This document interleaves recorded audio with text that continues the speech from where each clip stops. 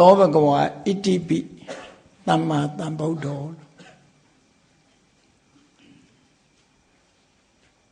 လောကမှာတရားဝါရီအလုံးထဲမှာ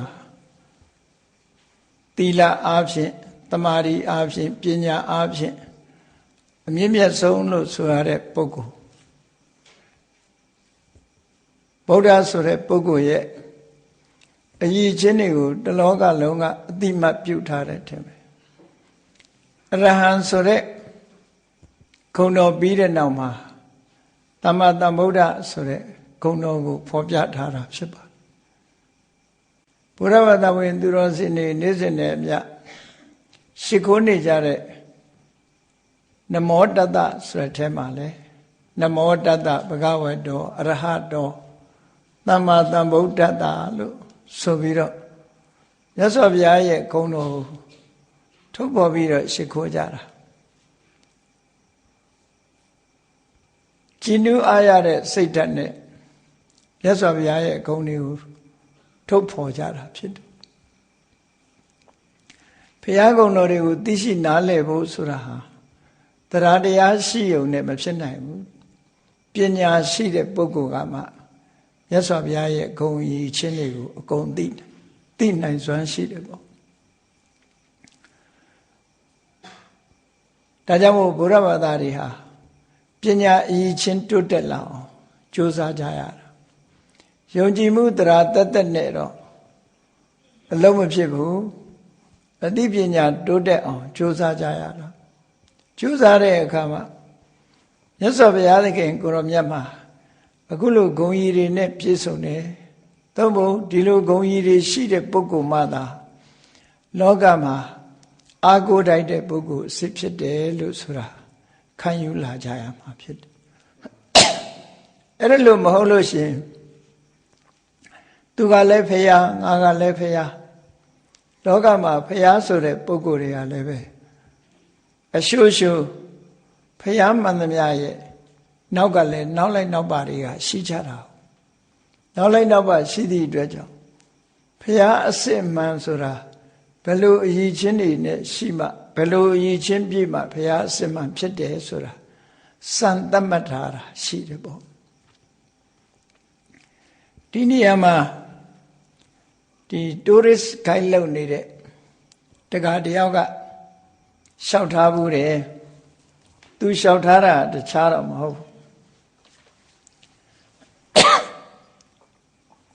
နိုင်ငံသားတွေက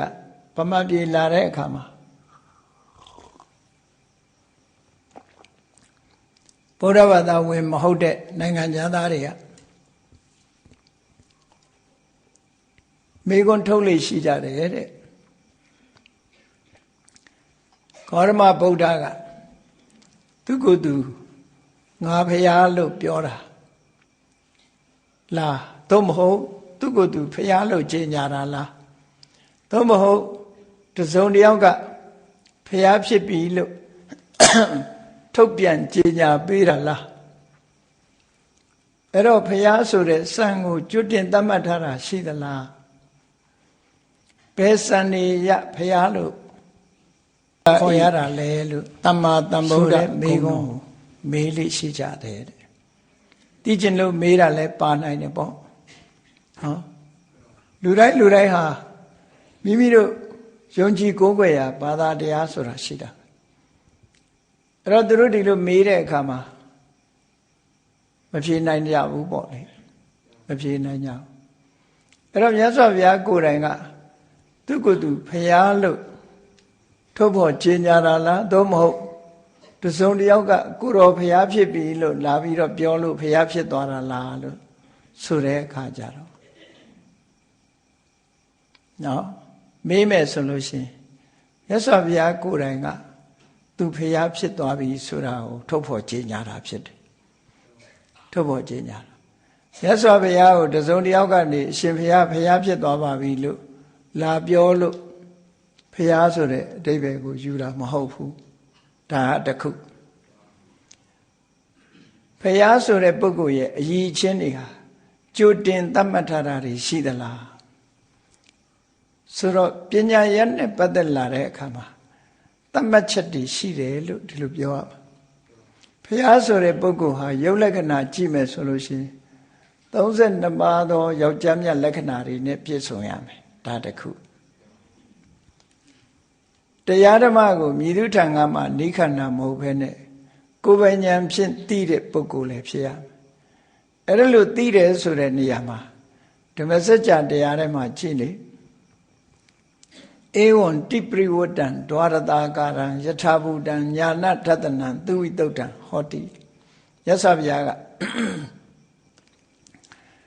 ဒီသစ္စာ၄ပါးနဲ့ပတ်သက်သစ္စာ၄ပါးနဲ့ပတ်သက်ပြီးတော့သစ္စာ၄ပါးနဲ့ပတ်သက်ပြီးတိပရိဝတ္တလို့ဆိုတယ်သစ္စာတစ်ပါးတစ်ပါးမှာကိစ္စညာကတညာသစ္စာညာကိစ္စညာကတညာလို့အသိဉာဏ်၃မျိုးရှိတယ်သစ္စာညာဆိုတာအမှန်တရားဟာဒါပဲဒီတဲ့မပို့ဘူးဒါတိတိကျကျပြောနိုင်တယ်ပေါ့တိတိကျကျပြောနိုင်အမှန်၄ပါး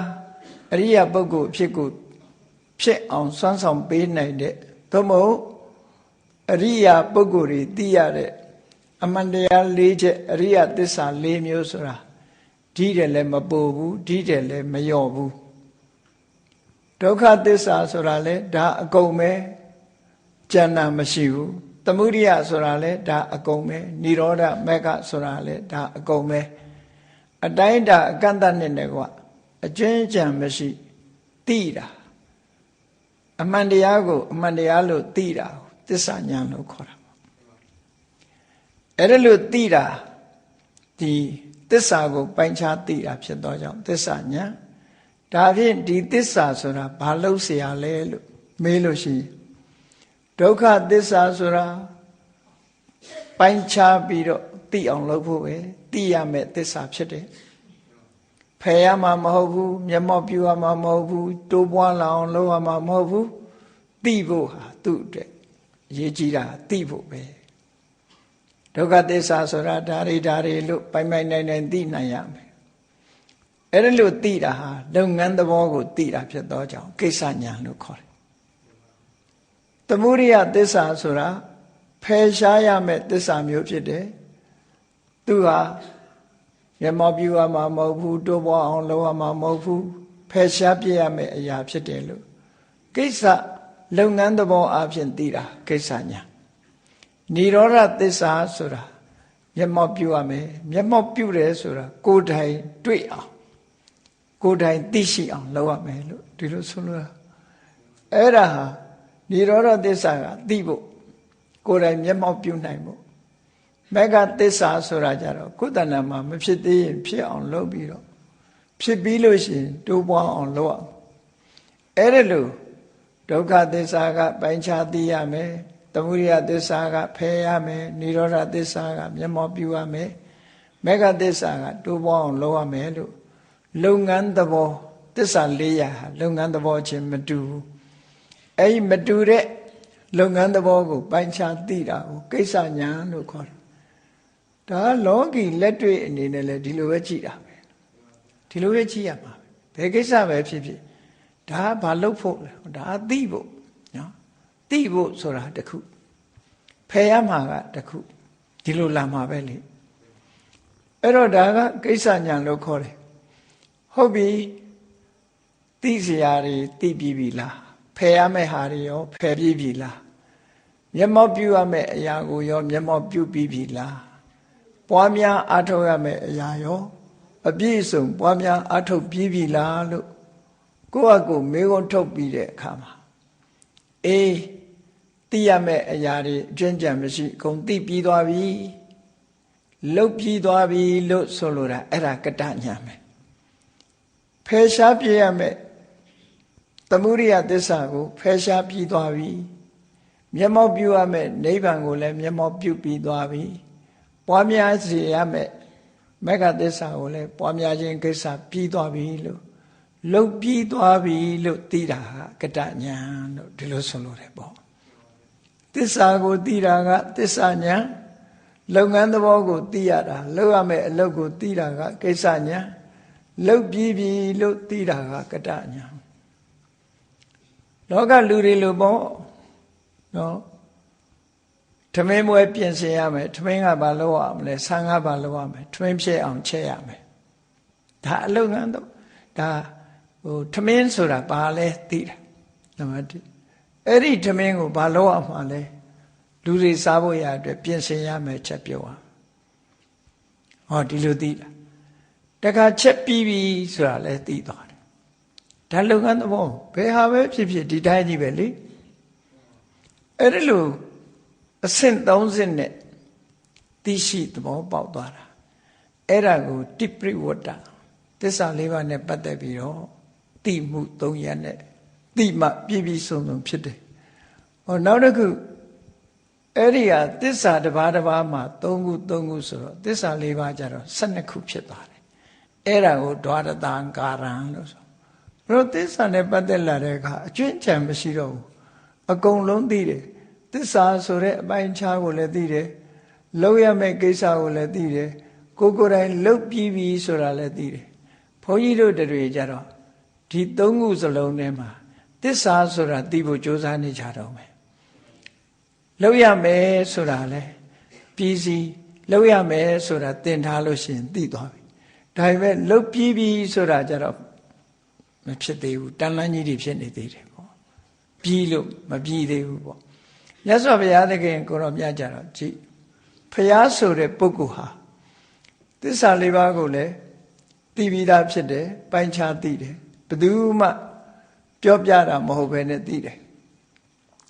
လုပ်ရမယ့်ကိစ္စကိုလည်းသိတယ်လုပ်ပြီးသားကိုလည်းသိတယ်အဲ့ဒီလိုသိတာယထဘူတံညာနာထတနံလို့ခေါ်တယ်အဲ့ဒီဉာဏ်ကြီးဒီပြည့်စုံမဖြစ်သေးသမျှဖျားလို့ငါဝန်မခံသေးဘူးလို့ပြောတာကြည့်လေအဲ့ဒီဉာဏ်3ပါးသစ္စာ4ပါးမှာဟောဒီ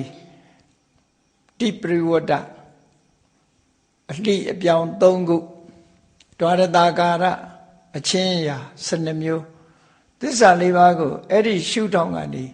ပြည့်ပြည့်ဝဝသိတဲ့ဉာဏ်ကြီးဟာပြည့်ပြည့်စုံသည်ဖြစ်သောကြောင့်ငါဟာလောကမှာဖျားဖြစ်ပြီလို့ချိန်ကြတာဆိုဒါစံမဲလေ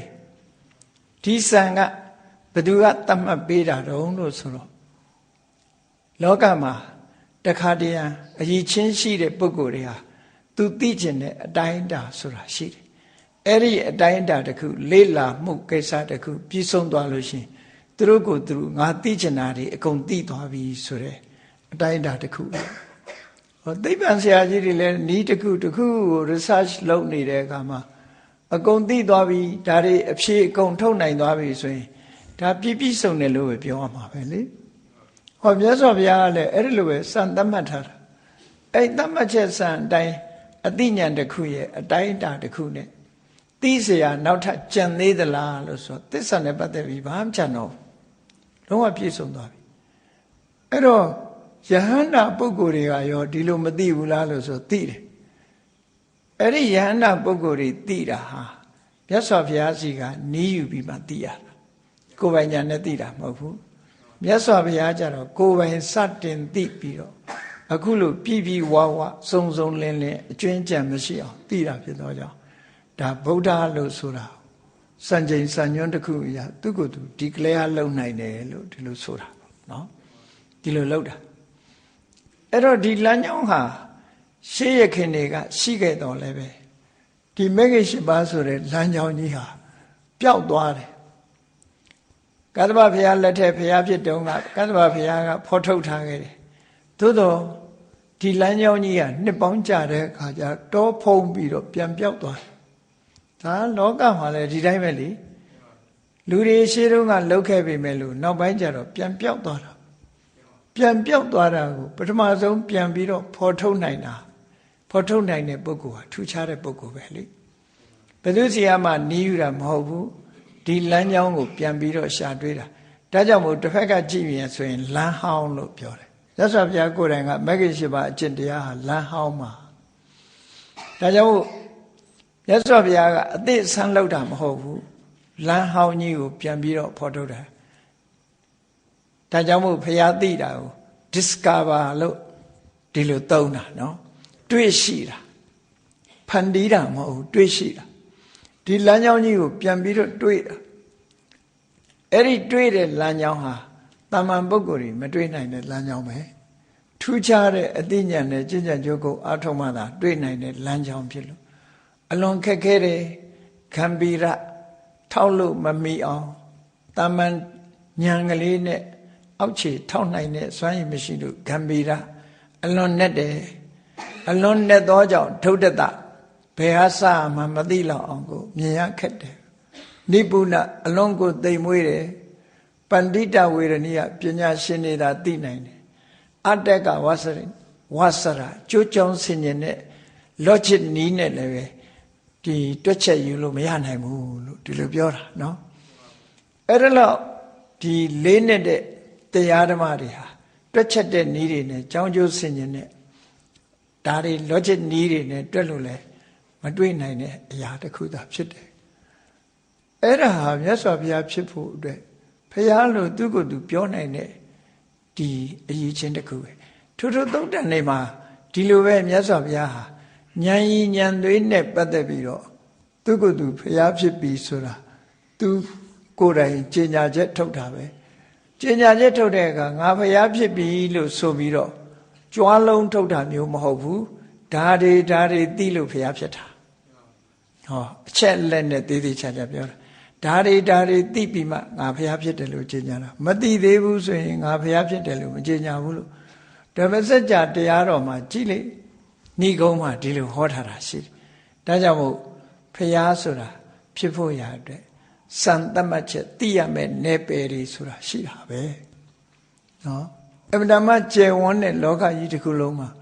ကြီးမားတဲ့အသိဉာဏ်ကြီးနဲ့ဖုံးအုပ်ပြီးတော့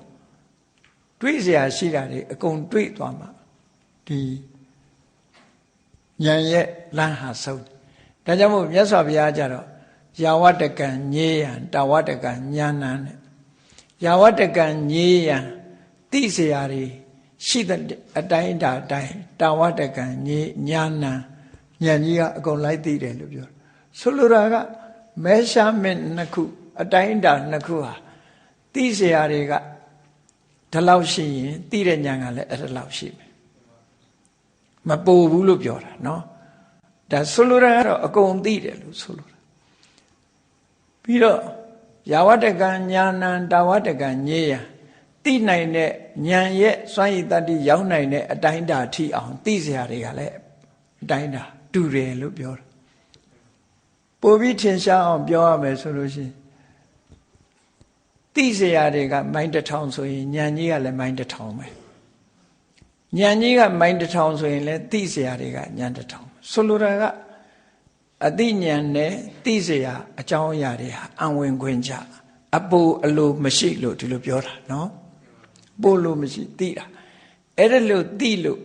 မြတ်စွာဘုရားဟာသူကိုယ်သူဗုဒ္ဓလို့ကြေညာတစုံတစ်ယောက်ကလာပြီးတော့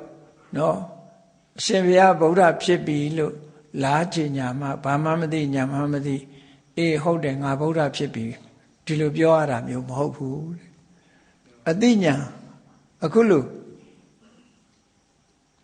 သူတို့သုတ်တန်တွေမှာမြတ်စွာဘုရားဟာဘုရားဖြစ်ကိုကြေညာပြီးတော့ပြောတဲ့စကားလုံးတွေရှိတယ်ပေါ့ဒီတိုင်းတာတစ်ခုနဲ့ဘုရားဆိုတာကိုပြောကြရတာဖြစ်တယ်ပေါ့အေးသမ္မာသမ္ဗုဒ္ဓဆိုတဲ့စကားလုံးလေးကိုကြည့်သမ္မာဆိုတာအမှန်အကန်တန်ဆိုတာကိုယ်ပိုင်ဉာဏ်နဲ့ဗုဒ္ဓသိเสียတွေကိုသိတယ်ဒီစကားလုံးကသုံးလုံးပေါင်းစပ်ထားတာဗုဒ္ဓဆိုတာသိတဲ့အသိဉာဏ်သိသူဘယ်လိုသိတာတော့ဆိုကိုယ်ပိုင်ဉာဏ်နဲ့သိတယ်တန်ဗုဒ္ဓကိုယ်ပိုင်ကိုယ့်ဘာကိုသိတာသူများသိတယ်ဆိုတာသူများပြောလို့သိတာရှိတယ်ဟောသင်ထားလို့သိတာရှိတယ်ဒီလိုသိတာမျိုးတွေသူများလောက်တာကြည့်ပြီးတော့သိတာရှိတယ်အဲ့ဒါလိုဟာမျိုးမဟုတ်ဘူးတဲ့ကိုယ်ပိုင်ဉာဏ်နဲ့သိတာသူများစီကတဆင်ကြားပြီးမှသိတဲ့အသိမျိုးမဟုတ်ဘူးအဲ့ဒီသိတဲ့အသိဟာလည်းလွဲမှားမှုမရှိဘူးဆိုတာတမ္မာအမှန်အကန်ကိုယ်ပိုင်ဉာဏ်နဲ့သိเสียမှန်သမျှကိုသိလို့သမ္မာသမ္ဗုဒ္ဓလို့ဒီလိုဆိုတာပေါ့နော်အဲ့တော့ အမှန်ကန်ကိုယ်ပိုင်ဉာဏ်နဲ့သိเสียရှိသမျှကိုသိတယ်ဆိုတာဘယ်လိုဟာကိုပြောတာလဲလောကမှာပညာရတ်တွေကလည်းအများကြီးသိเสียတွေကလည်းအများကြီးသို့တော့သိเสียတွေတည်းမယ်ဒီတရားဝါတွေအတွက်အကျိုးဖြစ်ဖို့တို့မိမိတဏ္ဍာမှာကိလေသာတွေကုန်ခန်းမို့တို့ဒီလို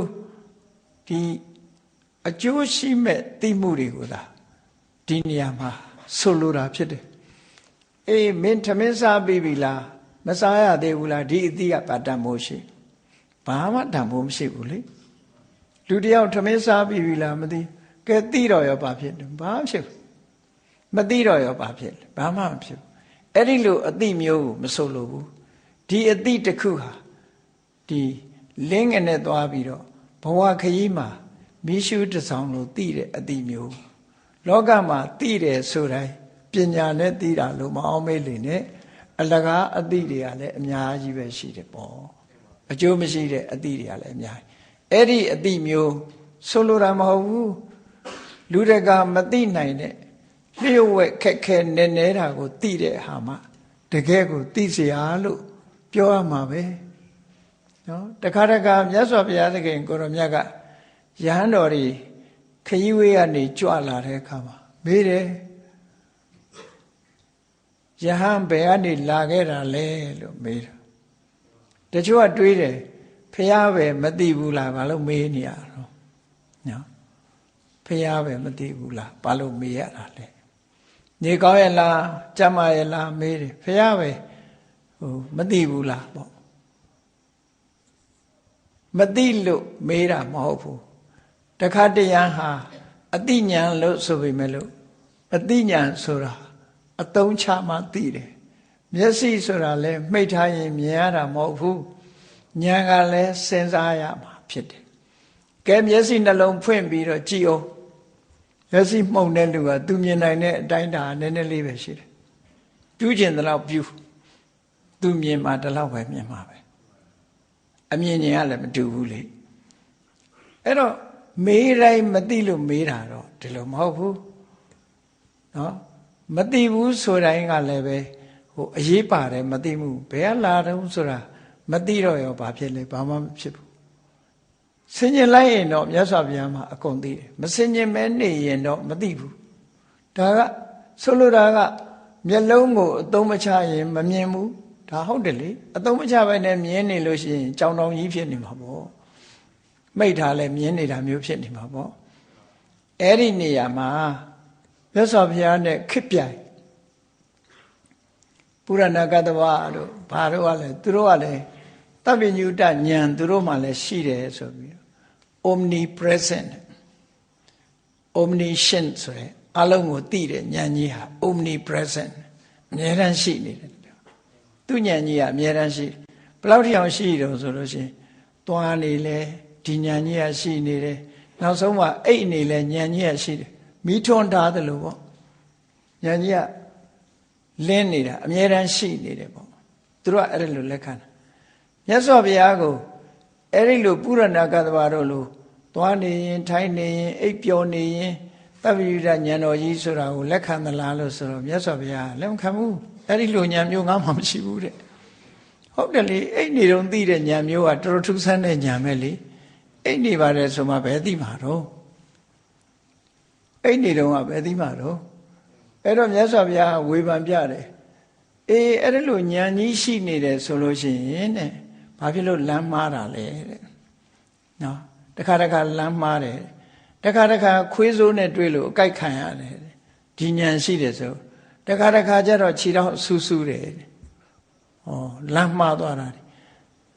တကယ်၍သာအကယ်၍သာအဲ့ဒါလိုဉာဏ်ကြီးက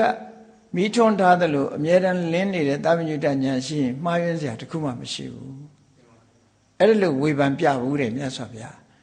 မြတ်စွာဘုရားမှာရှိတဲ့သဗ္ဗညုတဉာဏ်ဆိုဒီမှာဘယ်လိုဟာလဲ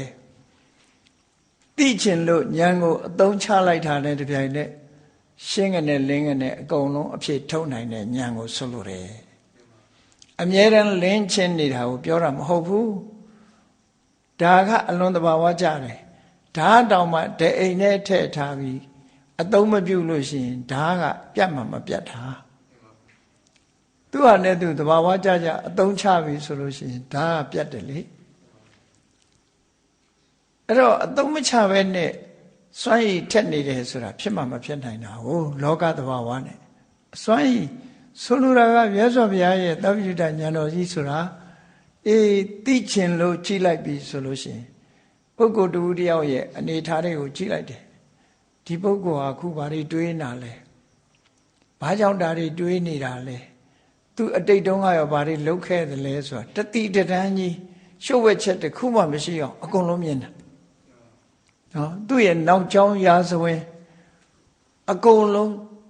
ဒီနေ့စိတ်တွေသဘောထားတွေကဘာဖြစ်လို့သူ့မှာဖြစ်နေရတယ်လဲလူတယောက်ရဲ့စိတ်ကိုဒီ16ချက်16မျိုးခွဲပြီးတော့မြတ်စွာဘုရားတခဏအတွင်းအကုန်သိနိုင်ဟောသဗ္ဗညုတဉာဏ်တော်ကြီးနဲ့ကြည့်လိုက်လို့ရှိရင်ဓမ္မရဲ့တတ္တိတွေသိရမယ့်တရားတွေအကုန်လုံးဘုရားမှာဆုတ်ပိတ်ထားလို့မသိဘူးခေါင်းကုပ်ပြီးစဉ်းစားရတယ်ဆိုတာမရှိဘူးသိကျင်လို့ကြည့်လိုက်တာနဲ့တပြိုင်တည်းအကုန်လုံးဉာဏ်တော်ရဲ့ရှေ့မှာရောက်လာအဲ့ဒီစွမ်းရည်တတ္တိရှိတဲ့သဗ္ဗညုတဉာဏ်လို့ဒီလိုခေါ်တယ်ဒီလိုမသိတဲ့ပုဂ္ဂိုလ်တွေကမြန်မာနိုင်ငံတောင်မှပဲလေဒီကိုလည်းလေးလည်းမလေးလာဘူးမြတ်စွာဘုရားအကြောင်းလဲတည်တည်ချာချာစာရီဖတ်ထားတာမရှိတော့သဗ္ဗညုတဉာဏ်ဆိုတာရှိသလားဆိုပြီးတော့မေခွန်းထုတ်ပြီးတော့သဗ္ဗညုတဉာဏ်မရှိဘူးဆိုပြီးတော့တစ်ချိန်တုန်းကမြန်မာပြည်မှာစာဆောင်တစ်ခုထုတ်ဖူးတယ်ပေါ့နော်နာမည်ကဇောက်ထိုးတဲ့ဟုတ်မှာပဲလေသူကဇောက်ထိုးကြည့်တာကိုတဲ့တဲ့ကြည့်တာမဟုတ်ဘူးတော့အဲ့ဒါလို့ကိုကဉာဏ်မမီတာကိုဖျားသွားပြီးတော့ပြောတာဖြစ်နေတယ်ပေါ့အကယ်၍ကိုဉာဏ်မီနိုင်မယ်ဆိုလို့ရှိရင်တော့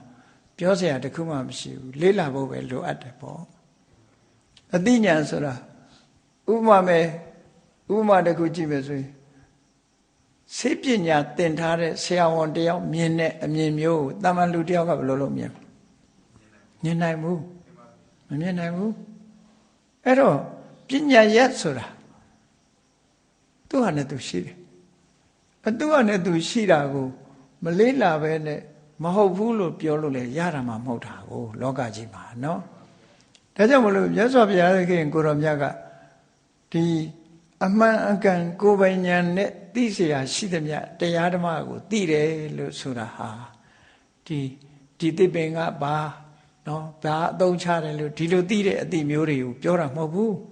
ဒါတွေကတာမန်လေးလာမှတ်သားပြီးတော့တင်ညာနဲ့သိတဲ့အသိမျိုးတွေအများကြီးပဲလောကမှာအရေးပါတဲ့အသိလို့မဟုတ်ပြောရမှာမဟုတ်ဘူးနော်ထမင်းချက်တဲ့အခါကျတော့ဘယ်နှပွက်စုရင်ဆံကနူးသွားတယ်ဆိုတဲ့အသိမျိုးဒီအသိကသိเสียဒီလိုအစင်းမြင့်တဲ့အသိမှမဟုတ်တာပဲအဲ့တော့မြတ်စွာဘုရားသခင်ကိုရောမြတ်သိတယ်လို့ဆိုတဲ့အသိဟာသူတစ်ပါးလက်လန်းမမီတဲ့အသိမျိုးတွေကိုဒီနေရာမှာယူရမှာနော်ဟုတ်ပြီနံပါတ်1သမ္မာသမ္ဗုဒ္ဓရဲ့အရည်ချင်းလေးဂုဏ်တော်ရဲ့အရည်ချင်းဟာဘာကြောင့်မြတ်စွာဘုရားကိုသမ္မာသမ္ဗုဒ္ဓလို့ဆိုရတယ်လေတမ္မာသိတာတွေအမှန်ကန်ပဲသိတယ်လွဲမှားတာမရှိဘူးတန်ကိုယ်ပိုင်ဉာဏ်နဲ့သာသိတယ်ဟုတ်ပြီမြတ်စွာဘုရားလောင်းတော်တောထွက်လာပြီးတဲ့နောက်မှာထိုခေတ်ကမကရတိုင်းမှာဘာသာတရားကိုကျင့်ကြံကြိုးကိုအထုတ်နေကြတဲ့ဓမ္မယောဂီကြီးတွေအများကြီးရှိတယ်သူနီးသူစနစ်နဲ့သူကသူအထုတ်တာသမထကျင့်စဉ်တွေမှာပေါပေါရောက်ရောက်အောင်မြင်နေကြတဲ့ပုဂ္ဂိုလ်တွေရှိတယ်အဲ့ဒီဆရာတွေစီဂေါတမဗုဒ္ဓသွားရောက်ပြီးတော့ချင့်ကပ်တယ်စာပေထဲမှာမှတ်တမ်းတင်ထားတာ2ဦးသာရှိတယ်2ဦးကကြမှာကမယ်ပေါ့ဘုရားလောင်းအနေနဲ့ချင့်ကပ်လိုက်တဲ့အခါမှာပထမဆုံးဘယ်သူနဲ့တွေ့တုံးဆိုအာလာရဆိုတဲ့ယသိကြီးနဲ့တွေ့တယ်သူ့ရဲ့အမျိုးနွယ်ကကာလမဖြစ်လို့အာလာရကာလမလို့ခေါ်တယ်သူကသမထကျင့်စဉ်ကိုသူကအဆင့်ခွန်ထိအောင်ဟောရောက်ပြီးသားအဆင့်ခွန်ထိအောင်အဆင့်ရှိတာမှာအဲ့ဒီခွန်ထိအောင်သူကဟောရောက်တာဘုရားလောင်းကချင်းကပ်ပြီးတော့မေးတဲ့အခါမှာသူကပြောပြတယ်တကယ်သူတော်ကောင်းကြီးတွေသူတို့မှရှို့ဝှက်ထားဆိုတာမရှိဘူးဗမာပြည်မှာတော့ဘိန်းတော်စည်းလေးတောင်မှရှို့ဝှက်ထားတယ်ပျောက်ရော ဆေးမယ်တွေအကုန်ရွှေ့ဝက်တယ်နော်ဟိုဟာလေးရွှေ့ဝက်ဒါလေးရွှေ့ဝက်နဲ့ကြာတော့တေးရပါသွားရောမရှိတော့ကုန်ပြောက်ကုန်တယ်ပညာမရွှေ့ဝက်ဘူးကုန်ပြောပြတဲ့အခါကျဘုရားလောင်းရဲ့စိတ်ဓာတ်ကိုကြည့်ဒီအဆင့်တွေဟာသူလည်းယုံကြည်ချက်ရှိလို့ကြိုးစားလို့တတိတွေစွမ်းအားတွေတမာရီစွမ်းအားတွေပညာစွမ်းအားတွေကောင်းလို့ရငါမှလည်းပဲဒါမျိုးတွေရှိရင်ရကိုရရမယ်ဟောဒါကြိုးပမ်းအထုတ်တဲ့အာဇာနည်စိတ်ဓာတ်လို့ခေါ်တယ်သူတောင်တတ်သေးတာပဲငါဘာလို့မတတ်ရမလဲငါလည်းလုပ်မယ်ဆိုပြီးကြိုးစားတာဘုရားလောင်းကမကြခင်ပဲတခဏအတွင်းမှာပဲသူရောက်တဲ့အဆင့်ကိုရောက်သွားလက်တွေ့လှုပ်ကြည့်တာလေလှုပ်ကြည့်တော့ရောက်သွားတဲ့အခါကျတော့သူ့ကိုသွားပြောတယ်ဆရာဒီအဆင့်ဟာဒါပဲမဟုတ်လားလို့ဆိုဟာဟုတ်တယ်ဝမ်းသာလိုက်တာနော်သူသိတဲ့အဆင့်ကိုသိတော့လာတို့ဒီယောဂခိုင်းကြီးကိုနှစ်ဦးပူးတွဲပြီးတော့ဆရာလောက်ကြရအောင်လို့ဖိတ်ခေါ်တယ်သူကဆရာလောက်ကြမယ်သင်္นานပို့ချကြမယ်ဆိုအဲ့ဒီမှာဘုရားလောင်းကသူရှာတာဒါမဟုတ်သေးဘူးဒီတဲ့အစင်းမျက်နှာကိုသူရှာခြင်းသူရှာတာကဘာတော့ဆိုရင်ဒီလူတွေဟာလူဘဝရလာပြီးတဲ့နောက်မှာအိုမင်းရင်းရော်ခြင်းသေဆုံးခြင်းဆိုတဲ့ဘောင်ကိုဘယ်သူမှကြော်လွှားပြီးတော့မသွားနိုင်ဘူးအဲ့ဒီလိုဖြစ်လာပြီးတဲ့နောက်ရပ်တည်ပြီးတော့ထာဝရခိုင်မြဲတဲ့အရာများရှိသလားလို့ရှာတာပဲသူရှာတာအမတလို့ခေါ်တာမတည်တဲ့ဟာမပြောင်းလဲတဲ့ဓာတ်သဘောတွေရှိသလားလို့လိုက်ရှာမတွေ့ဘူးဒီကျင့်စဉ်ရဲ့လမ်းဆုံးကဗြဟ္မဘုံပဲဗြဟ္မဘုံဆိုတာကဘာပေါင်းများစွာရပ်တည်ပြီးတဲ့အခါသူလည်းသွားအောင်မှာပဲရပ်မနေဘူးမတည်ငြိမ်သေးဘူးဆိုတာသိတယ်ဒါကြောင့်မို့လက်မခံတော့ဘူးနောက်ဆရာတဦးစီသွားတယ်ဥဒကရာမဗုဒ္ဓအဲ့ဒီအချိန်မှာရာမဆိုတဲ့ဆရာကြီးကမရှိဘူးသူတစ်ပည့်လက်ထောက်တစ်ပည့်ကြံရစ်တယ်ရာမဆိုတဲ့ဆရာကြီးက80ထိအောင်ပေါက်သွားပြီသားသူကဒါပေမဲ့သူမရှိဘူးဘုရားလောင်းရောက်သွားတဲ့အခါကျတော့နီးစနစ်ပဲကျန်တော့တယ်ဥဒကစီချင်းကပ်ပြီးတော့မေးတဲ့အခါကျတော့ရာမဆရာကြီးရဲ့ပေါက်ရောက်မှု80ဟောပြောတယ်သူကဟောပြောလိုက်တဲ့အခါကျတော့ဘုရားလောင်းကခုနလိုပဲစဉ်းစားတယ်အေးရာမဆရာကြီးတာတတ္တဝီရိယတတိတမာတိပညာတွေရှိတာမဟုတ်ဘူးငါမှလည်းရှိတယ်ငါဟာတွေအစွမ်းမြင့်ပြီးတော့ငါကြိုးစားမယ်ငါကြိုးစားရင်သူတို့လူရလာမှာပဲဆိုပြီးအထုတ်တယ်မကြခင်မဲ့ရာမဆရာကြီးအဆင့်80ရောက်သွားတယ်ရောက်တော့သူတပည့်လက်ထောက်တပည့်ကြီးစီသွားပြီးတော့ဥဒကစီသွားပြောတဲ့အခါကျဥဒကကဝန္တာနုံတို့သူတော့မရောက်သေးဘူးအဲ့ဒီအဆင့်ကျင့်တော့မှရှိသေးတယ်ဝန္တာလုံးအာချင်းတို့အရှင်ဘုရားဒီခိုင်းကြီးကိုဆရာလုပ်ပါခေါင်းဆောင်ပါသူဆရာရာမအဆင့်ကိုအရှင်ရောက်နေပြီဆိုပြီးတော့ဝန္တာအာရသူ့ကိုဖိတ်ခေါ်ပြီးတပည့်ခံအဲ့ဒီမှာလည်းပဲခုနကအမတ္တဓာတ်ဆိုတာကိုမရနိုင်သေးဘူးနောက်ဆုံးကြတော့သေဦးမှာပဲအဲ့ဒီနေရာကလည်းသင်္ကတတရားတွေဟာမြဲတာတခုမှမရှိသေးဘူးငါလိုချင်တာဒါမဟုတ်သေးဘူးဆိုလက်မခံမဲနဲ့နောက်ဆုံးမှာအဲ့ဒီခေတ်ကခေတ်စားနေတဲ့ခန္ဓာကိုယ်ကိုညှင်းဆဲတဲ့အကျင့်တွေနဲ့များအမှန်တရားတွေ့မလားဆိုပြီးတော့လောက်တာဒုက္ခရစရိယာလို့ခေါ်တယ်ဒုက္ခစရိယာမဟုတ်ဘူးဒုက္ခရစရိယာဒုက္ခရဆိုတာလုံနိုင်ဖို့အင်မတန်ခက်တဲ့စရိယာအကျင့်တာမန်ပုဂ္ဂိုလ်တွေဟာစိတ်ပြတ်သွားမယ်ဒုက္ခမခံနိုင်ဘူးအဲ့ဒီအကျင့်ကိုကျင့်တာ6နှစ်နိဗ္ဗာန်ကအဲ့ဒီအကျင့်ကိုကျင့်တာလူတစ်ကိုယ်လုံးရုပ်ပြည့်ဆင်းရဲဖြစ်ပြီးတော့ပိန်ချုံသွားသည့်ထီအောင်ကျင့်တယ်သို့တော့သူလိုချင်တဲ့လမ်းကြောင်းမပေါ်လာဘူးရှားမတွေ့ဘူးအဲ့တော့ဆိုလိုတာကဘုရားလောင်းဟာရှေ့ပိုင်းမှာဆရာတင်တယ်တင်ပေမဲ့လို့အဲ့ဒီဆရာတွေကသူလိုချင်တဲ့လမ်းကိုမပြနိုင်ကြဘူးနောက်ပိုင်းရောက်တဲ့အခါကျတော့သူစဉ်းစားလာတယ်တိယအညောမဲ့ကိုဘောရာယငါသိကျင်တဲ့အသိဉာဏ်ရဖို့ရအတွက်ကဒီလမ်းကသွားလို့တော့မတွေ့ဘူးနောက်တလမ်းဖြစ်လိမ့်မယ်ဆိုပြီးတော့ဝိပဿနာကျင့်စဉ်မဲ့ဥတည်တဲ့သမထလမ်းကြောင်းကိုရှာတွေ့သွားတယ်စဉ်းစားမိသွားတယ်ပေါ့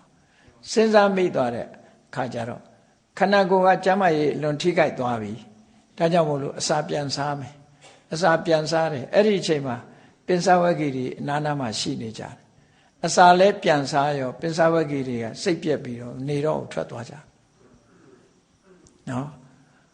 အစာမရေစာဖြတ်ပြီးတော့ကျင့်တဲ့အကျင့်ကိုအာဇာနည်လို့သတ်မှတ်တာအစာရေစာလဲပြန်စားရောပင်စဝဂီတွေကဟာဂေါရမယဟန်ဟာအကျင့်တွေလျှော့လိုက်ပြီးတို့မျောလင်းချက်ကြီးနဲ့စောင့်နေလို့အပိုပဲဆိုပြီးတော့မိဂရာကိုဗာရာဏသီဘက်ကိုထွက်သွားကြတာ18ယူဇနာဝေးတဲ့ဘက်အဲ့ဒီအချိန်မှာဖះလောင်းဟာတူးတဲ့ပဲကြံရတဲ့သူ့လမ်းကြောင်းကိုယ်ပိုင်လမ်းကြောင်းနဲ့ကိုယ်ပိုင်နီးစနစ်ကိုယူပြီးတော့ကျင့်လိုက်တဲ့အခါကျတော့မှဟောဝိပဿနာကျင့်စဉ်တစ်ခုတွေ့သွားတယ်ဒီမသေးဘူးဆိုတဲ့အမတ္တဓာတ်တွေ့ဖို့ရာအတွက်ဖြစ်ပြီးတော့ပြက်နေတဲ့အရာတွေကိုရှုမှတ်ပွားများပြီးအဲ့ဓာတွေကိုကြော်ကျင်လို့ရှိရင်ဘယ်အရာမှမမြဲဘူးဆိုတဲ့အတိသည်သာဝရမြဲတယ်ဆိုတာကိုတွေးဖို့အတွက်မှန်ကန်တဲ့လမ်းကြောင်းတစ်ခုဖြစ်တယ်လို့ခံယူချက်ထားပြီးတော့ကျင့်လိုက်တဲ့အခါနောက်ဆုံးမှာဒါတွေလဲကြော်သွားရောသင်္ကတတရားတွေကိုကြော်သွားလိုက်တဲ့အခါအသင်္ကတဆိုတဲ့အမတ္တဓာတ်ကိုသွားတွေ့တယ်အဲ့ဒီမှာဖះငါလိုချင်တဲ့အဆင့်ကိုရောက်ပြီဆိုပြီးတော့သူကသူဖះလို့ကြေညာတော့တာဒီလိုပြောတာเนาะဒါအဆင့်တစ်ခုဆိုတာရှိတယ်လေသတ်မှတ်တာဒါကြောင့်မို့လို့သမ္မာသမ္ဗုဒ္ဓအမှန်အကန်သိပြီကိုယ်ပိုင်ညာနဲ့သိတယ်ကိုယ်ပိုင်ညာနဲ့သိအောင်ကြိုးစားအထောက်တယ်ဟုတ်ပြီသိစရာတွေကိုအချင်းချုံပြီးတော့ပြောမယ်ဆိုလို့ရှိရင်ဒီသိစရာတွေဟာအတ္တမထူးကဲတဲ့ဉာဏ်နဲ့မှသိနိုင်တယ်တာမန်ပညာဆိုတာလေးနဲ့မသိနိုင်ဘူးတဲ့အဲ့ဒါကြောင့်မို့လို့အဘိညေယထူးခြားတဲ့ဉာဏ်တွေနဲ့မှသိနိုင်တယ်လူတွေရဲ့တဘာဝလူတွေရထားတဲ့တဏ္ဍာမှာရှိတဲ့တဘာဝတရားတွေဒါတွေကိုအသေးစိတ်သိတယ်ဘာကြောင့်ဖြစ်တယ်ဆိုတာသိတယ်ဘယ်မှာချုပ်ငိမ့်သွားမယ်ဆိုတာသိတယ်ဒီလိုချုပ်ငိမ့်အောင်ဘာလုပ်ရမယ်ဆိုတာသိတယ်အဲ့ဒါလို့သိလာတော့မြတ်စွာဘုရားကတရားတွေကိုသိရင်ရှုထောင့်၄မျိုးကအမြဲတမ်းသိတယ်ရှုထောင့်၄မျိုးဆိုဒီမှာပိုင်းခြား၍သိရမယ်တရားကတစ်ခုဖယ်ရှားပြရမယ်တရားကတစ်ခုမျက်မှောက်ပြုရမယ်တရားကတစ်ခုတိုးပွားအောင်လုပ်ရမယ်တရားကတစ်ခုလို့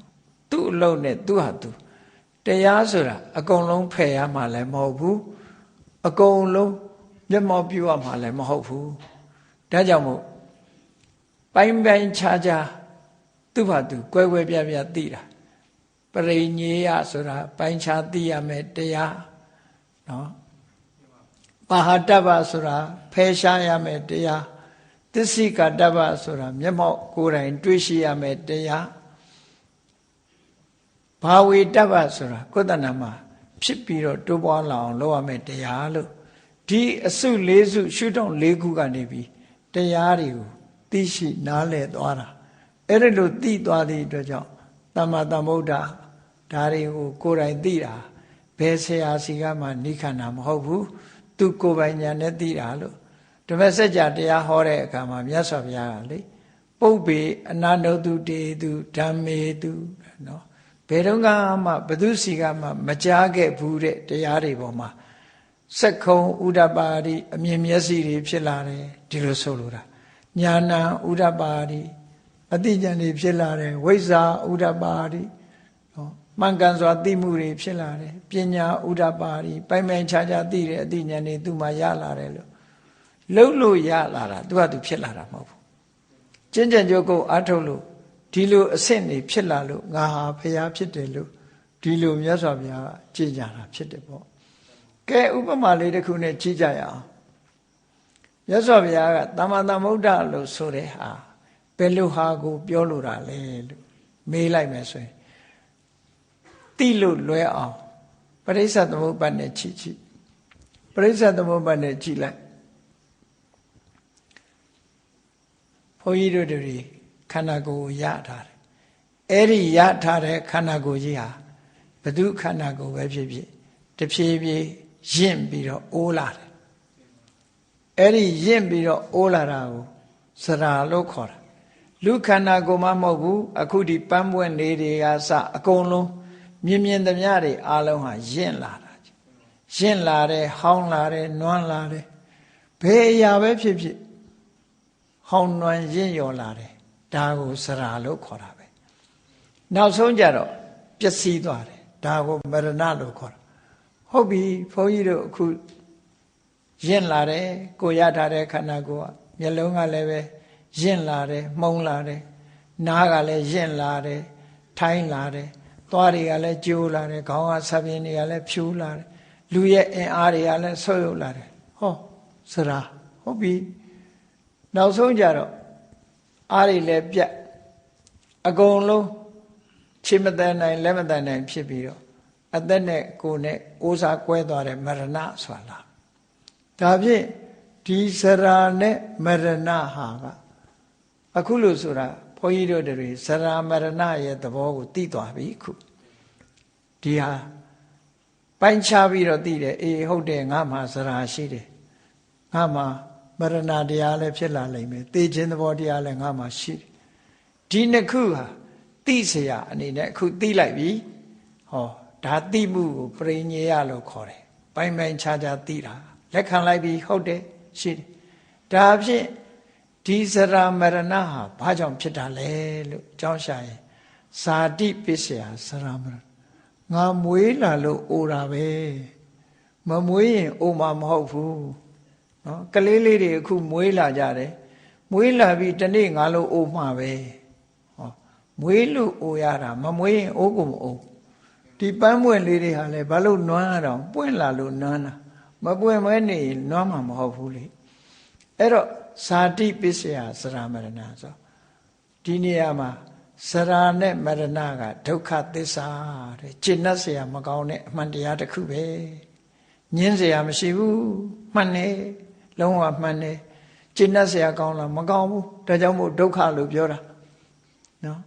ဘာအနှစ်သာရရှိတော့စရာမရဏတဲ့မှာငါလို့ပြောเสียရှိလားမရှိဘူးငါဟာလို့ပြောเสียရှိလားမရှိဘူးသူ့ဘာသူအိုးနေတာသူ့ဘာသူပြက်သွားတာဟောအဲ့ဒါဒုက္ခဒုဆိုတာစိတ်ပြည့်စရာကောင်းပြီးတော့ခဆိုတာဘာမှအနှစ်ရှာမရတဲ့အရာလို့ဆိုလို့တယ်ဘာမှအနှစ်ရှာမရဘူးခိုင်တာတခုမှမရှိဘာကြီးတဲ့ဥပမာတူတော့ဆိုရင်ဒီရေတွေထဲမှာဒီမြစ်ထဲမှာတခါတည်းရေမြုပ်ဆိုင်ကြီးတွေမျောလာတာရှိတယ်အဲ့ဒီရေမြုပ်ဆိုင်ကြီးတွေထဲမှာဘာတွေများပါတော့လို့လက်နဲ့မှုကြည့်လိုက်ရှဲဆိုအကုန်လုံးကြေသွားပါလည်းမတွေ့ဘူးဘာမှမတွေ့ဘူးအဲ့ဒါလိုပဲအနှစ်ဆိုတာရှာလို့မရဘူးစရာမရဏဆိုတဲ့တဲမှာအနှစ်ဆိုတာဘာတစ်ခုမှမကြံရဘူးအားလုံးဟာပြုတ်ကွဲပြည့်စည်သွားတဲ့အရာအဲ့ဒါကြောင့်မို့လို့ဒုက္ခလို့ဒီလိုခေါ်တာနော်စားစရာမရှိလို့ညီးတဲ့ဒုက္ခကတစ်မျိုးနော်ပတ်စံမရှိလို့ဒုက္ခလို့ပြောအဲ့ဒီဒုက္ခတစ်မျိုးခေါင်းကိုက်လို့သွားကိုက်လို့ညီးတဲ့ဒုက္ခတစ်မျိုးအဲ့ဒါဒီစရမရဏဒုက္ခဆိုတာရှင်းတတ်เสียမကောင်းဘာမှမရှိတဲ့အရာတစ်ခုဖြစ်တယ်ဆို emptiness ခေါ်တာပေါ့တုံညကြီးပဲဘာမှမရှိဘူးအနှစ်သာရကင်းမဲ့နေတဲ့တုံညသဘောတရားကြီးပဲဟုတ်ပြီဒီတုံညဆိုတာဒုက္ခဆိုတော့ဟုတ်ပြီဘယ်သူကလှုပ်လိုက်လို့ဖြစ်လာတာတုံးဆိုဇာတိပစ္စယစရမရဏလို့ဆိုတယ်မွေးလာတာသမုဒိယအကြောင်းတရားပဲမွေးလာခြင်းကသမုဒိယသစ္စာငါဇာတိမဖယ်လို့ရှိရင်စရမရဏကိုဖယ်လို့မရဘူးနော်ဇာတိဆိုတဲ့မွေးဖွားလာမှုကိုမယုတ်သိမ်းနိုင်မဲနဲ့စရမရဏဘလို့ယုတ်သိမ်းလို့မရဘူးဒါပေမဲ့ခုခေတ်တော့မအိုစေးပေါ်နေတယ်လို့ပြောတာဘာတော့လို့မေးကြည့်တော့မော်တော်ဆိုင်ကယ်စီးတာတဲ့ငယ်နဲ့သိလို့ဒါပေမဲ့စရာသာယုတ်သိမ်းလို့ရကောင်းရမယ်မရဏကတော့ဘယ်ယုတ်သိမ်းလို့ရမှာနော်မရဏကတော့သွားတာပဲလေအဲ့တော့ဇာတိကသမုဒိယသစ္စာစရာမရဏကဒုက္ခသစ္စာဟောဒါကိုယ်တိုင်သိနိုင်တဲ့အသိတွေပဲဒီလိုသိလိုက်တယ်ဒါဖြင့်និရောဓဆိုတာဘာပြောတာတုံးဆိုဥပိ္ပဏံအပ္ပတ္တိစရာမရဏလည်းမရှိတော့ဘူးဇာတိလည်းမရှိတော့ဘူးအဲ့ဒီနှစ်ခုစလုံးကင်းပြတ်သွားခြင်းဟာ ဇာတိမရှိသည့်အတွက်ကြောင့်သရမရဏမရှိဘူးအကြောင်းတရားမရှိသည့်အတွက်ကြောင့်ဒုက္ခဆိုတဲ့အကျိုးတရားလည်းမရှိဘူးဒီနှစ်ခုစလုံးချုပ်ဆုံးသွားတာဟာအမတ္တအပ္ပတ္ထဆိုတာဒီနှစ်ခုစလုံးမရှိတော့လို့ရှိရင်ဒုက္ခဆိုတာမရှိတော့ဘူးပေါ့အဲ့ဒါကိုဥပိ္ပဏအပောတိនិရောဓဒီနှစ်ခုမဖြစ်လို့ရှိရင်ဒါထာဝရချုပ်ငြိမ်းမှုပဲဖြစ်တယ်ဒါဖြင့်အဲ့ဒီနှစ်ခုမဖြစ်အောင်ဘယ်လိုလုပ်ရမလဲလို့ဆိုရင်အဲ့ဒီនិရောဓကိုရောက်စေနိုင်တဲ့မဂ္ဂင်၈ပါးအကျင့်တရားသည်မဂ္ဂဒီအကျင့်လမ်းကြောင်းကနေသွားလို့ရှိရင်အဲ့ဒီနှစ်ခုစလုံးမဖြစ်တဲ့နေရာကိုတွေ့လိမ့်မယ်အဲ့ဒီနှစ်ခုမဖြစ်ဘူးစရာမရဏကိုပိုင်းခြားသိလိုက်ပြီဇာတိကိုလည်းဖယ်လိုက်ပြီဆိုလို့ရှိရင်တော့ဇာတိရောစရာမရဏရောနှစ်ခုစလုံးငြိမ်းသွားတာဟာនិရောဓဖယ်လိုက်နိုင်တဲ့လမ်းစဉ်ကမဂ္ဂလို့ဆိုသစ္စာလေးပါပဲဒီလိုသိတာကိုပြောတာနော်အဲ့တော့မြတ်စွာဘုရားကပရိစ္ဆေသမုပ္ပါဒ်ဒီလိုတစ်ခုစီတစ်ခုစီသိသွားခါအဲ့ဒီမှာလည်းတခါဇာတိကရောသူ့ဘာသူဖြစ်တာလားသူ့ကိုအကြောင်းရှာလိုက်တဲ့ဇာတိမှာရောအနှစ်ရှိရလားမရှိဘူးဒါမို့ဇာတိကဒုက္ခအဲ့ဒီဒုက္ခဆိုတဲ့ဇာတိကိုဘယ်သူကထုတ်နေတာတော့ဆိုဘဝပစ္စယဇာတိကံတရားတွေကထုတ်နေတယ်ဆိုကံတရားတွေကဘဝကသမုဒိယသစ္စာအဲ့ဒီဥပိ္ပဏအပောတိဇာတိလည်းမဖြစ်ဘူးအကျိုးတရားလည်းမဖြစ်ဘူးအကြောင်းတရားဖြစ်တဲ့ဘဝလည်းမရှိတော့ဘူးအဲ့ဒီနှစ်ခုစလုံးအကြောင်းရောအကျိုးရောနှစ်ခုစလုံးငြိမ်းသွားခြင်းသည်និရောဓအဲ့ဒီငြိမ်းမှုကိုသိအောင်ကြိုးစားခြင်းသည်မဂ္ဂလို့ဒီလိုသွားတာတခါဘဝဆိုတာသိပြီအေးဘဝဆိုတာကျင့်တတ်เสียမကောင်းဘူးအနိတ္တရာမရှိဘူးတုံည emptiness အဲ့ဒါဟာဒုက္ခပဲဒီဒုက္ခကိုဘယ်သူကထုတ်နေတာတော့လို့ကြည့်လိုက်တဲ့အခါဥပါဒနာပစ္စယဘောဥပါဒံကသမုဒယသစ္စာဘဝကဒုက္ခသစ္စာဥပါဒံနဲ့ဘဝနှစ်ခုစလုံးချုပ်ငြိမ်းသွားတာကនិရောဓသစ္စာအဲ့ဒါလို့ချုပ်ငြိမ်းအောင်ကျင့်စဉ်ကျင့်လို့အတိညာရလာတာကမဂ္ဂသစ္စာလို့ဒီလိုတရားတိုင်းကိုမြတ်စွာဘုရားကိုယ်ပိုင်ဉာဏ်နဲ့သိတယ်အဲ့ဒီအသိဟာလည်းပဲလုံးဝမှန်ကန်တဲ့အသိဖြစ်တယ်ဒီလိုဆိုလိုတာအဲ့ဒါကိုပဲသမ္မာသမ္ဗုဒ္ဓလို့ခေါ်တာနော်ဒီလမ်းကဘယ်သွားတာတော့ဒီသစ်ပင်ရဲ့နာမည်ကဘာတော့ဆိုတာတဏှာဝကလှုပ်ဖို့အတွက်အဓိပ္ပာယ်မရှိဘူးလေအဲ့ဒီအသိတွေကအဲ့ဒါနဲ့မဆိုင်အခုလို့တဏှာဝကလှုပ်ဖို့အမှန်တရားကိုသိရမယ်အသိနဲ့ပတ်သက်လာလို့ရှိရင်ဆရာမရှိဘူးလို့မြတ်စွာဘုရားဒီလိုပြောတာနော်အဲ့ဒီတိုင်းပဲပရိစ္ဆေသမုပ္ပါဒ်ကိုဆင်ញင်စဉ်းစားရမယ်ဆင်ញင်စဉ်းစားလိုက်ဥပါဒံကိုဒုက္ခသစ္စာလို့ယူလို့ရှိရင်တဏှာပစ္စယဥပါဒနာတဏှာသည်သမုဒယသစ္စာဥပါဒံသည်ဒုက္ခသစ္စာနှစ်ခုစလုံးရဲ့မဖြစ်ရာသည်និရောဓသစ္စာအဲ့ဒီမဖြစ်ရာကိုသိစေနိုင်တဲ့အကျင့်တရားသည်မဂ္ဂသစ္စာဆိုပြီးတော့ဘယ်ထိအောင်သွားတော့အဝိဇ္ဇာထိအောင်သွားသင်္ခါရဆိုတဲ့ကံတရားတွေကဒုက္ခသစ္စာဘာကြောင့်ဒီဒုက္ခဖြစ်နေရတာတော့ဒီကံတရားတွေကရောကြည့်လိုက်လို့ရှိရင်ငါလို့ပြောเสียမပါဘူးငါဟာလို့ပြောเสียမပါသည့်အတွက်ကြောင့် emptiness တုံညဘာမှမရှိဘူးအနိတ္တရာမရှိလို့တုံညအဲ့ဒီတုံညဖြစ်နေတဲ့သင်္ခါရဆိုတဲ့ကံတရားတွေဟာဘသူကြောင့်ဖြစ်နေတာတော့ဆိုအဝိဇ္ဇာပစ္စယသင်္ခါရအဝိဇ္ဇာကသမုဒယသစ္စာသင်္ခါရကဒုက္ခသစ္စာအဲ့ဒီနှစ်ခုလုံးမဖြစ်မှုကនិရောဓသစ္စာအဲ့ဒီမဖြစ်အောင်မဖြစ်ခြင်းကိုမဖြစ်တာကိုသိနိုင်တဲ့အသိဉာဏ်ကဘာမေဃသစ္စာလို့ပရိစ္ဆေသမုပ္ပါဒ်တစ်ခုလုံးဒီလိုတစ်ခုစီစဉ်းစားဆင်ញင်သုံးသပ်ပြီးတော့မြတ်စွာဘုရားဟာတရားခတ်သိမ်းကိုသိတယ်ဆိုအဲ့ဒါကိုပြောတာနော်အာယရဏနဲ့ပတ်သက်ပြီးအနည်းငယ်လေးလမ်းကြောင်းပြောရမယ်ဆိုလို့ရှိရင်အာယတနာဆိုတာမျက်စိနာနာလျှာကာယမနဘုန်းကြီးတို့တဏ္ဍမှာရှိတယ်မျက်စိနာနာလျှာကာယမနဆိုတဲ့အတွင်းအာယရဏက6ခုအစင်းအတန်အနတ်အရသာအထိတွေဓမ္မဆိုတာအပြင်အာယရဏ6ခုအလုံး12ခုအဲ့ဒီ12ခုတစ်ခုချင်းစဉ်းစား စက္ခုဆိုတဲ့မျက်စိသည်ဒုက္ခသစ္စာဘာဖြစ်လို့ဒုက္ခလို့ပြောတာလဲလို့ဆိုရင်ကျင့်တတ်เสียမကောင်းဘူးမျက်စိဆိုတာလူကိုလည်းဒုက္ခပေးတယ်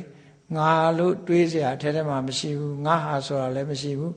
တဘာဝတရားတက်တက်မြတ်တာဖြစ်တော့ကြောင့် emptiness ပုံညဒါကြောင့်မလို့ဒုက္ခ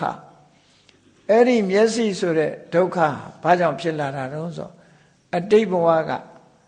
လိုချင်တဲ့တဏှာကြောင့်ဖြစ်လာတာအတိတ်ဘဝကကံနဲ့တွဲဖက်လာတဲ့တဏှာသည်သမုဒယသစ္စာအဲ့ဒီတဏှာနဲ့မျက်စိဒီနှစ်ခုလုံးရဲ့လုံးဝချုပ်ငြိမ်းသွားတာကនិရောဓသစ္စာဥပိ္ပဏအပ္ပတ္တိနှစ်ခုစလုံးချုပ်ငြိမ်းသွားတာនិရောဓသစ္စာအဲ့ဒီချုပ်ငြိမ်းမှုကိုရောက်စေနိုင်တဲ့မဂ္ဂင်၈ပါးအကျင့်တရားသည်မေဃသစ္စာဟောမျက်စိလေးနဲ့ပတ်သက်ပြီးတော့သစ္စာ၄ပါးပတ်သက်ပြီးဒီလိုခွဲတာနားနဲ့လည်းထို့တူပဲနှာခေါင်းနဲ့လည်းထို့တူပဲဆိုလိုတာကအကြောင်းနဲ့အကျိုးဒါကိုဆင်ញင်သုံးသပ်တာပဲအဲ့ဒီလိုသိတဲ့အသည့်တွေကိုသိလို့မြတ်စွာဘုရားကိုသမ္မာသမ္ဗုဒ္ဓောအမှန်ကန်ကိုယ်ပိုင်ဉာဏ်ဖြင့်တရားဓမ္မမှန်သမျှကိုသိတော်မူတတ်တယ်လို့ဆိုတဲ့ဂုဏ်ကြီးနဲ့မြတ်စွာဘုရားကိုချီးမွမ်းချီးကျူးကြရတာဖြစ်တယ်အဲ့ဒါလို့ချီးမွမ်းတာဟာတလောကလုံးကအတိမတ်ပြုထားတဲ့ဂုဏ်ကြီးတစ်မျိုးသာလင်ဖြစ်တယ်ပေါ့မြတ်စွာဘုရားကသူ့ကိုယ်သူကြေညာလို့ဒီလိုဂုဏ်ကြီးမျိုးတက်လာတာမဟုတ်ဘူးအလုံးကိုယ်တိုင်ကိုကဣတိပိသောဘဂဝါသောဘဂဝါဣတိပိအရဟံသောဘဂဝါဣတိပိသမ္မာသမ္ဗုဒ္ဓောဒီလိုသိเสียတွေရှိတာတွေကိုအမှန်ကန်သိတာကိုဘယ်သူကလာစောရကတက်နိုင်တော့ဆိုဘယ်သူကမှစောရကမတက်နိုင်မြတ်စွာဘုရားအတိကိုလာပယ်ဖြတ်နိုင်တဲ့ပုဂ္ဂိုလ်တွေလုံးဝမရှိဘူးအားလုံးကစစ်ဆေးလေ့လာတဲ့ပညာရှိတွေမှန်သမျှဟာ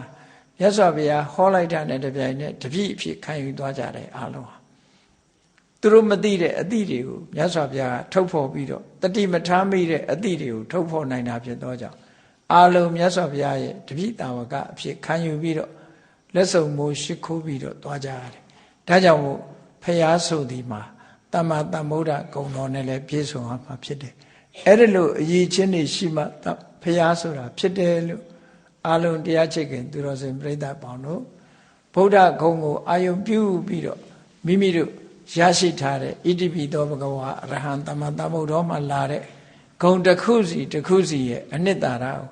သိရှိနားလည်ပြီးတော့တရားတွေတိုးပွားလာအောင်တတိတွေတိုးပွားလာအောင်ပညာတွေတိုးပွားလာအောင်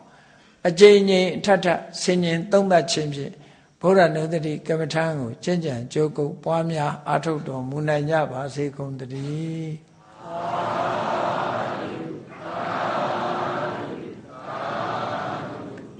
မေတ္တာပွားရအောင်တတဝါများစွာဘေးရန်กว่าချမ်းသာကြပါစေတတဝါများစွာဘေးရန်กว่าချမ်းသာကြပါစေမေတ္တာရေချမ်းသုံးငါဖြံငြိမ်းချမ်းကြပါစေမေတ္တာရေချမ်းသုံးငါဖြံ